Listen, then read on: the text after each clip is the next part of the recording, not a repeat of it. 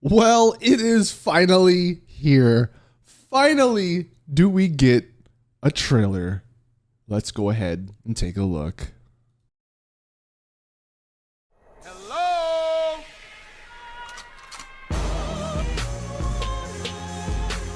I got a little job for you, pal. They mess with me, they mess with the biggest boy in town. I'm glad to see things back the way they used to be.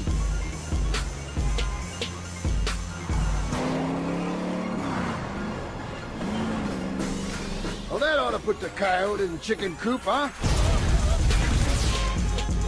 Oh, yeah! And if he's ratting us out, kill him. It's easy. Haven't you ever seen a movie? You say it like it's a bad thing. Shut up, Carl!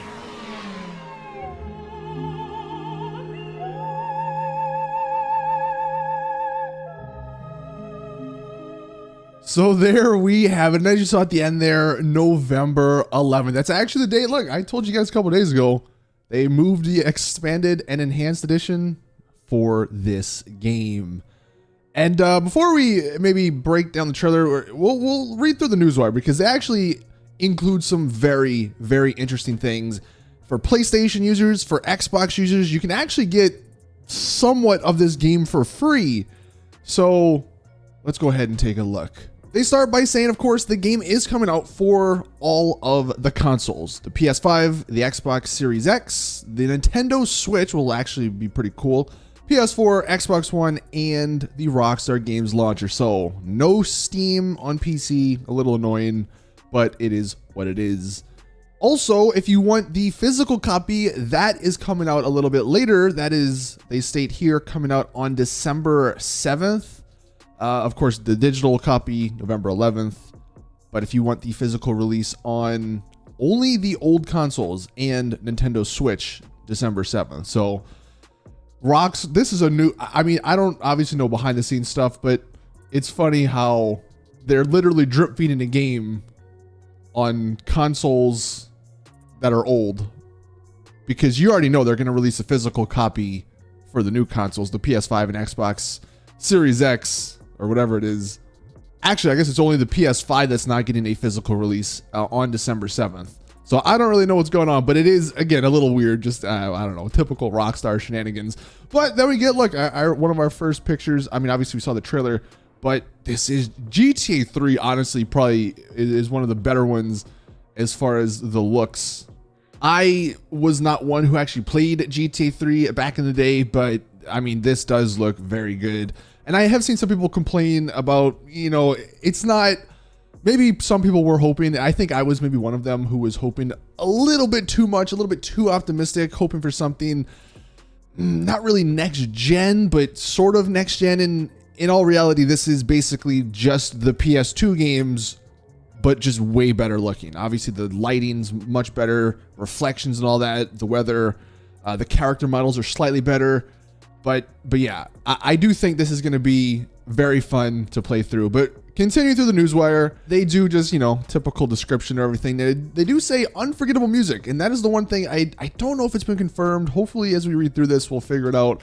But I do hope all of the music still is the same, especially for Vice City, because that game's music is incredible. But bringing the classic worlds of Liberty City, Vice City, and San Andreas to modern platforms, the GTA Trilogy debuts new GTA 5 inspired modern controls, which is probably going to be the biggest upgrade, because if you ever played those older games, they were very clunky.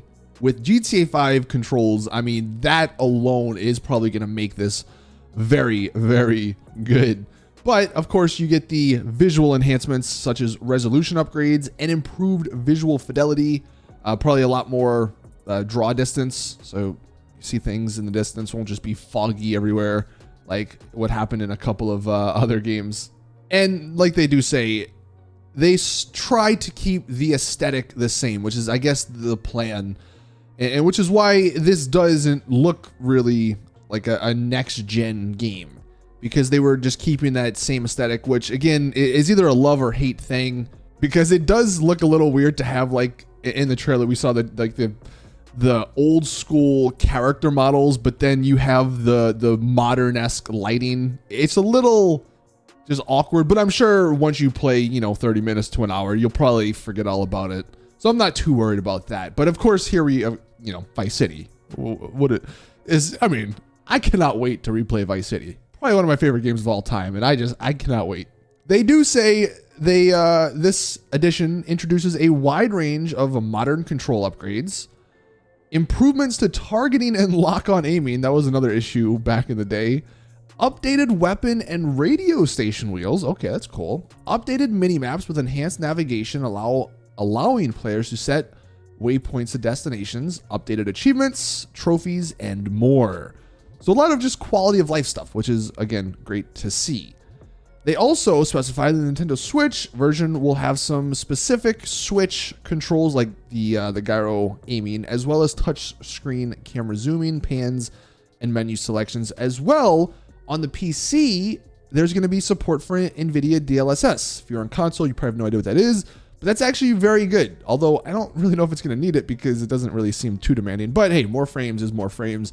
That's always a good thing. And of course, like they said, new achievements or accomplishments. Now, additional enhancements across all three titles include a completely rebuilt lighting system, improved shadows, weather, and reflections. We saw that. They showed that a decent amount in the trailer. Upgraded character and vehicle models, along with new higher resolution textures across buildings, weapons, roads, interiors, and more.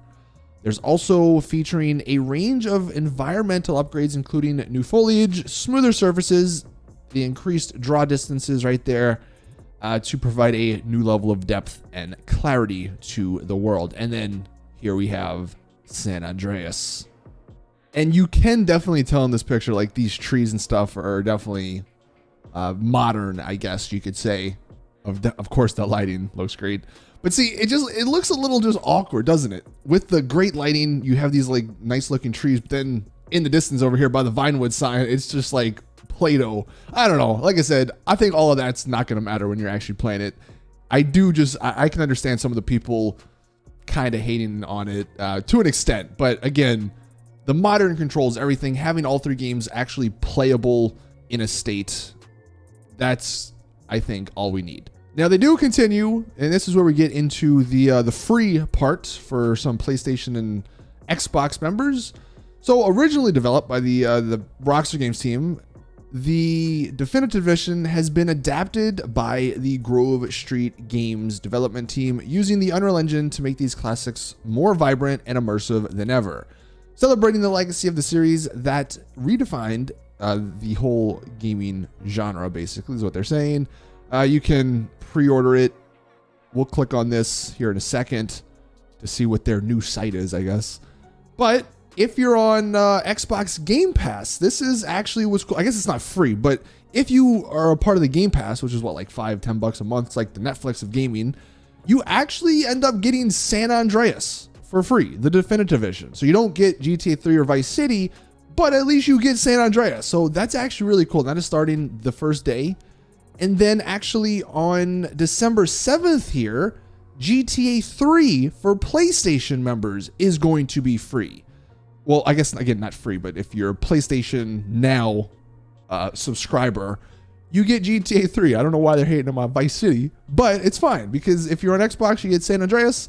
If you're on PlayStation, you get GTA 3. So that is cool. I don't know why you have to wait till December 7th for the PlayStation one, but hey, if you maybe don't feel like spending the $60 because it is unfortunately $60. I guess that's probably one of the biggest complaints I've seen people. It's like, this is all great.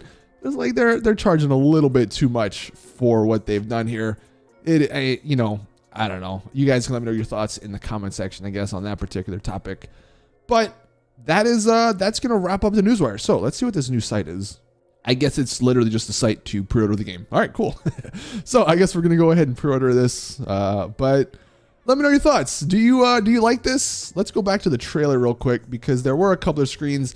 We might do a breakdown of this later today, tomorrow, or something. I don't want this video to be 30 minutes long, but I'm excited. I mean, I was a little hesitant, and I definitely think I was expecting a little bit more as far as the graphics goes, but you can see like this is the before of Vice City, right? Does not look good at all. I mean, and I know a lot of us think it looked a lot better because we played it 20 years ago, but this looks a lot better. And yeah, I enjoy it.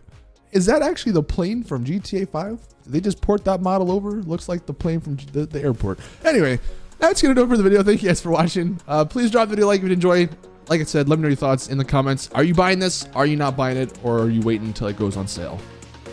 Anyway, thank you guys. As always, see you all in the next one.